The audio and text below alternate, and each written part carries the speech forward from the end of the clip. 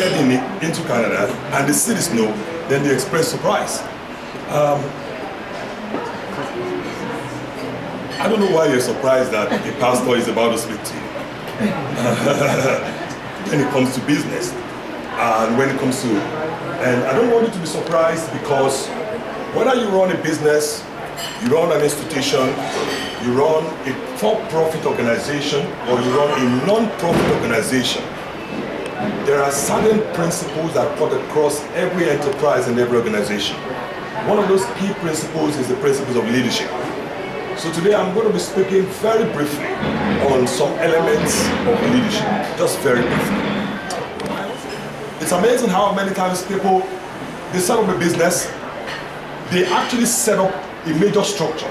They can even set up a global structure, set up an international structure for their business, but their mind is small. The mindset is small. And as long as the thinking is small, the output will always be small. Nobody is ever going to rise beyond the thinking. In his book, As the Man Thinks, John Allen says, you are literally what you think. You are literally what you think. Now, how do I know that people have a small mindset? Though they are immersed, they might be immersed or might have even inherited a large business. You have a small mindset when you see your business as being supplementary to your income. When you see your business as being supplementary to your income, it's a small mindset mentality. The business is not supposed to be supplementary to your income. It's supposed to be the primary source. And we're going to get to that in a minute. You have a small mindset when you take little or no risk. The very idea of business is that it is risky, although, of course, albeit calculated risk, educated guesses, and highly cultivated intuition. But having a wonderful structure, setting up a great website and having great structure and all of that, with a supplementary mindset or little or no risk. Or sometimes people set up business because they want to fast track their retirement plan. And when that happens, automatically the mindset is very small. And it's only going to produce very small results. Okay? So as a leader, my challenge to us this morning is to do away with a small mindset. Way of thinking, but it's not a global way of thinking. Because the business, while it might give personal fulfillment and might give stable profit, that is not the primary goal. And that does not lead to a global way of thinking. Okay? The third one, I really like this. The third one is circumstantial. It's a form of leadership whereby somebody tries something and covers something. All of a sudden, you don't even know it was there.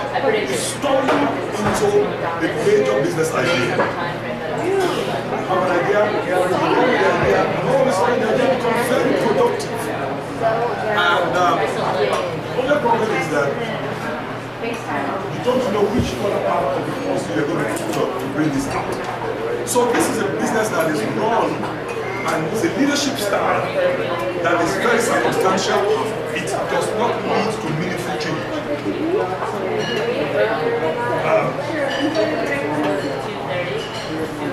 The factors that lead to the profit are not well understood. So it's not that we actually practice in our daily life, core values in our interaction with our employees, in our interaction with the board, in our customers, our consumers, the suppliers, and the staff. And let me just expand on core values. Not in my presentation, it's called honesty, integrity, trust, and respect. So those are the binding values that we have in our decisions that we take. We actually look at those things and make sure that we don't depart too much away from that. And actually, it's actually personal guidance to me as the CEO of the company. One thing we talked about is the honesty, the core values. The second one is actually extremely important, which is the legacy. You talk about the legacy. But the legacy to me is the leadership. And that as a global company, we envision that 50% of your profit should come outside of Japan. That's right. So I'd be very happy to say that against that vision, that we are way far ahead, we are spot on right now. So let's get into this. So you can see who we are. I don't think, I think we went through this one already. Let's go to the next one. And I want to talk about the vision to be a global consumer group, delivering long-term consumer shareholder value through a brand building and innovative solution. Because we have food and financial, they had to manage food and financial, provided by our skill and not the other thing. The mission, taste of Jamaica and other Caribbean food the world. That's what we are trying to do. That is what we are in Ontario trying to do. Take the Jamaican or the Caribbean food to the world, wherever our people live. Next one. And I think I mentioned all those things here in manufacturing, distribution, retail, banking, money service, insurance. I think we are the biggest agent for money transfer for Western Union. So it's actually a big part of our business. That's again, it's a change of way that we have done. In Jamaica, we were born as just a food company. We are into branching to different things. And we have the money service agencies in Guyana, we have it in Trinidad, we have it in Belize, we have it in many different other countries as well. And there are many brands that we do locally. Grace Lafayette in the US as a brand for the Hispanic community, and Hilo is our chain in Jamaica, and we have Chada Oriental, which is an Oriental brand in the UK. Funny Bone is a food service brand in the UK, and Erico is a Caribbean brand in the UK as well. Some of the products we are doing manufacturing there, and these are all products that manufactured by the Jamaican company. But I'm not going to spend too much time on that. I want to get into my major presentation. Let's move on to the next one. This is Ontario. This is where my journey and our journey from a very small company. Look at our mission. Basically, it's a consumer market with national distribution. So back then we put our vision statement. We want to be a national distribution. We can't just be Ontario or GTA.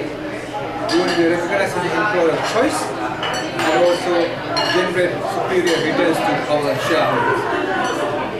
I won't go with the mission statement, which comes out of our mission. Let's go to our next one. This is our evolution. This is interesting. In '94, that we actually acquired a small company called United Food. They happen to be the distributor of Grace brand. This is it's a tough time. 1984, we come and buy a small company worth about $2 million of sales. And then we want to have this mission going into national, a brand for Grace. But we don't even have a brand that people recognize. So it's a tough time for us, and I'll talk about it later. Then we went from 84, 99, what we were doing was primarily serving the West Indian consumers, the Caribbean consumers within Ontario, or actually mostly GTA, get on the area.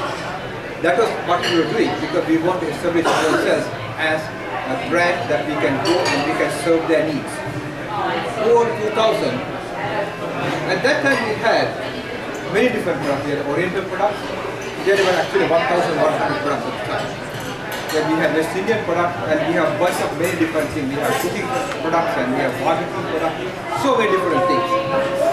By 2000, we decided that this doesn't work. It doesn't work because we are trying to send a message to Oriental people, send some West Indian people, and everybody that we are a company that can cater to that. Everybody. That didn't work.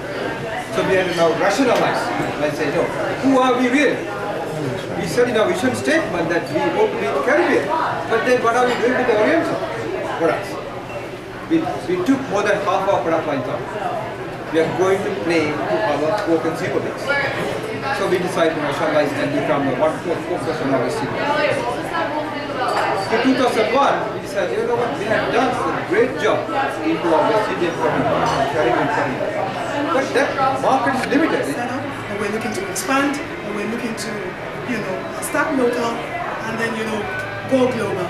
How do we then become intentional?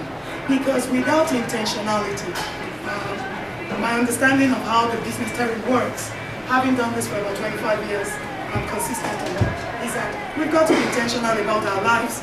And if we've got to be intentional about our lives, meaning we have specific purposes that we're running after, meaning we have specific targets, meaning we have specific strategies to execute the goals that we set for ourselves, and meaning we also have, deliverables, specific deliverables at the end of each year. which we're looking to sit back and measure. Because 117 Peter Street, well, Richmond Street West. Yeah, so it's for entrepreneurs. You know, the lounge setup where you have a card, a paid card, to come in, use free Wi-Fi, rent your office or your meeting room, things like that. This can, you know, so some of these ideas are ideas that flow from sessions like this, where people come up and say, have you thought about this? These are the things we want to do. This is the next one we would like to do. What are the next income generating ventures that we think you should be looking at? What is the profile? How have people generated income from ventures like this in the past? What should we be doing at this point?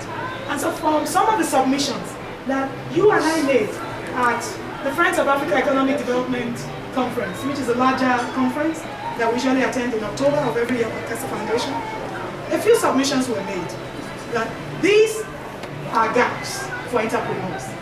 They are focusing on the business plan, on the capital for business. It's not the time to rent an office.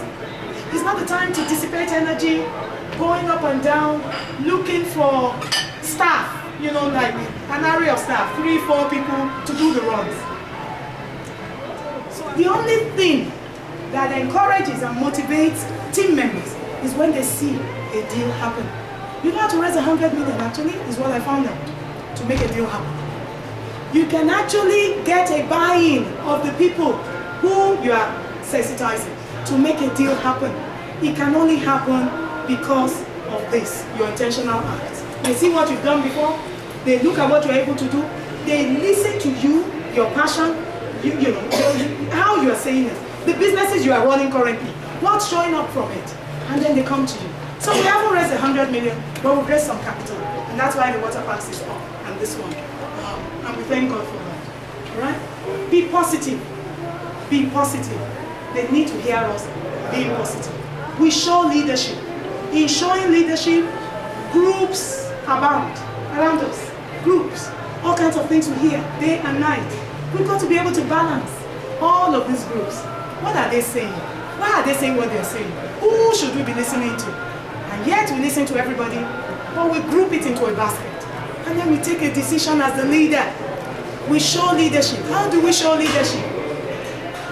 Our methods, our morals, our management. People have got to have a management style that they understand, that people understand. This is how we do things in this organization. This is the moral, ethical code. This is unheard of in this organization. We won't do this. Other people may be doing it, but we won't get caught up with this. It's a moral code. Every business leader should have a moral code. People should know what you stand for. We're not perfect human beings. That's why we're human beings. We're not the divine God. However, there must be the people around us. They have issues. They really have deep issues. And they need to handle those issues. They handle the issues faster if they believe they have a boss that is caring. Even if it's just one person we're managing. Whether in the office or in the home. Under our direct supervision, it's about people. People matter. Capacity and ability. The leader must know thyself. What can you do? What can you not do? It will help us. Integrity, character, and credibility. People need to understand who we are. Our character is what we will do when people are not there. Is what people really see what people really see us do. Is it actually what we would do when they are not there? Because I think it's Albert Einstein that says character is like a tree and a reputation like a shadow. The shadow is what we think of it, but the tree, the one that you can see, is a real thing.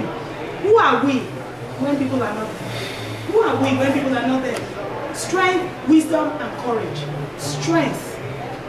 Anybody looking up to us must understand that we have strength. We don't have to fake it. There will be times we'll be so weak. They also need to understand we are very weak. At those moments, they happen. That's why we're human beings. But the strength of courage to carry it through is a major motivation for any team member.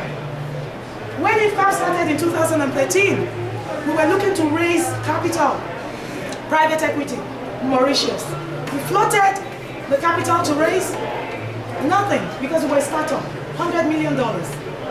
We raised, we did the papers, the paperwork, paid a lot, wrote shows, spoke all the grammar. Nothing came up. They said, start up. Where are you coming from? You want $100 million? You start, people like, you start from 25. They told us straight. You start from 25, what are you going to do with that? They told us straight. Go back to the job. You know, they laughed. They mocked. They did all kinds of things. But you know, they didn't mean anything. They were just trying to give us a feedback. You're just starting. Take it easy, 100. Because you just had 100, you want to do it. I mean, I don't know what was going on. But those were the kind of feedbacks we got. We did that for almost 1.5 years. We went back straight.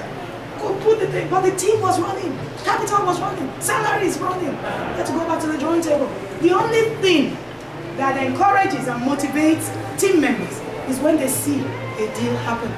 You don't have to raise 100 million, actually, is what I found out, to make a deal happen. You can actually get a buy-in of the people who you are sensitizing to make a deal happen.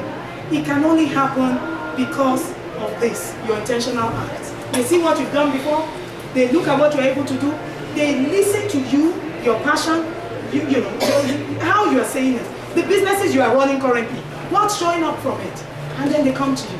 So we haven't raised 100 million, but we've raised some capital, and that's why the water parks is up, and this one. And we thank God for that. Right? Be positive. Be positive. They need to hear us being positive. We show leadership. In showing leadership, groups abound around us. Groups. All kinds of things we hear day and night. We've got to be able to balance all of these groups. What are they saying? Why are they saying what they're saying? Who should we be listening to? And yet we listen to everybody, but we group it into a basket. And then we take a decision as the leader. We show leadership. How do we show leadership? Our methods, our morals, our management. People have got to have a management style that they understand, that people understand. This is how we do things in this organization. This is the moral, ethical code. This is unheard of in this organization. We won't do this. Other people may be doing it, but we won't get caught up with this. It's a moral code. Every business leader should have a moral code. People should know what you stand for. We're not perfect human beings. That's why we're human beings. We're not the divine God. However, there must be something.